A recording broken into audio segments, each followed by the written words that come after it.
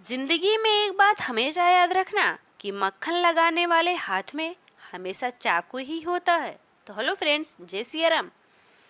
महाभारत का युद्ध 18 दिनों तक कुरुक्षेत्र की भूमि पर लड़ा गया था।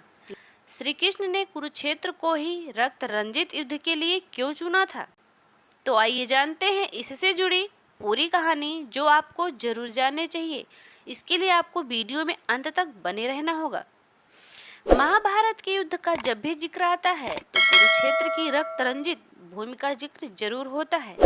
यह युद्ध 18 दिनों तक लड़ा गया था। महाभारत काल में कुरुक्षेत्र को कई नामों से जाना जाता है।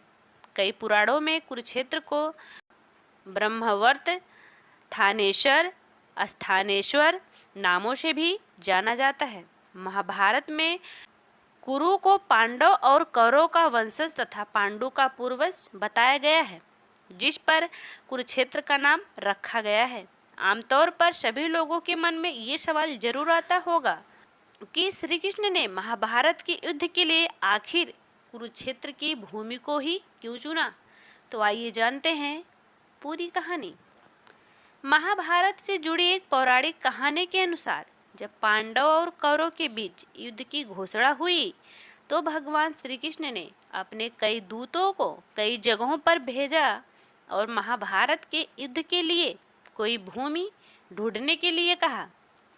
श्री कृष्ण जानते थे कि महाभारत का युद्ध बहुत ही भीषण और रक्त रंजित होने वाला है, इसीलिए उन्हें ऐसी भूमि की तलाश थी जो युद्ध की क्रूरता को सह सके, उसके भार को सह सके। ऐसे में कई दूतों ने श्री कृष्ण को कई जगहों के बारे में बताया, लेकिन उनमें से एक दूत जब भगवान श्री कृष्ण के पास आया तो वह बहुत उदास और अत्यंत पीड़ा में था।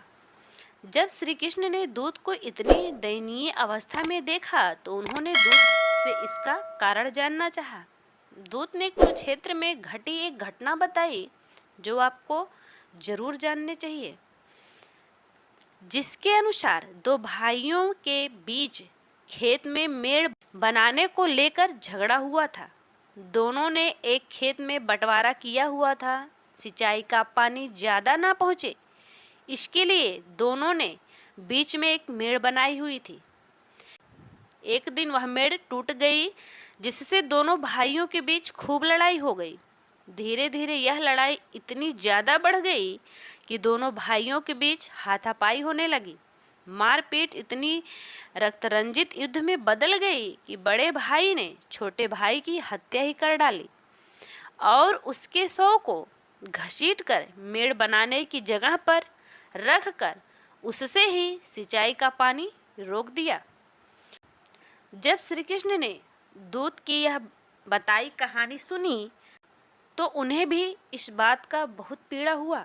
भाइयों के बीच इतनी क्रूरता की बात सुनकर माधव भी रोने लगे, लेकिन उन्होंने समय को देखते हुए दिल को मजबूत कर रखा है कि जिस भूमि पर भाई भाई के बीच इतना द्वेष है वह स्थान युद्ध के लिए सही है, क्योंकि यहाँ की भूमि में ही इतनी कठोरता है कि चाह कर भी किसी का मन द्रवित नहीं हो सकता।